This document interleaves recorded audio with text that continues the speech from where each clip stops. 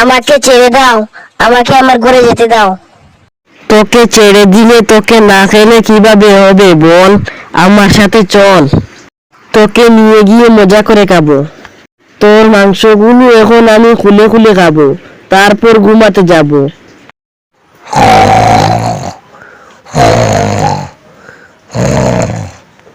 কোনো খাবার পেলাম না, মাথায় ঘুরছে। পাহাড়ের উপর দিয়ে হাঁটতেছি। ওরে বাবা, এটা তো সিংহ, পালাই। কোথায় পালাচ্ছিস পিচ্চি ইঁদুর? তোকে আমি আজ পিষে মারবো। আমাকে ছোট বলে বলা করো না, আমি তোমার কোনো উপকারে আসতে পারি। তোর এত সাহস? নিজের ক্ষমতার চেয়ে বেশি অহংকার করে না গো সিংহ।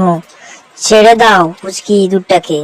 যা, বাজারের জন্য আজকে তুই বেঁচে গেলি, ছেড়ে দিলাম তোকে। আরে এটা কি হলো? জালের ভিতরে আটকে গেলাম। তোমার অনেক ক্ষমতা না, এবার বেরিয়ে আসো দেখি। ওই বাদর, আমাকে একটু সাহায্য কর। আমি তোমাকে কিভাবে সাহায্য করব? দেখি ওই যে ইঁদুরটা আসছে না, সে তোমাকে কিছু সাহায্য করেনি কিনা। এই পিচকি ইঁদুর, আমাকে বাঁচা। চিন্তা করো না, আমি এখনই তোমাকে জালের ভিতর থেকে বের করছি।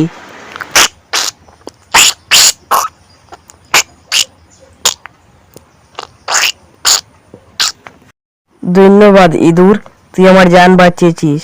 আর আমি তোকে অনেক অবহেলা করেছি ছোট বলে। আজকে আমি আমার ভুল বুঝতে পেরেছি।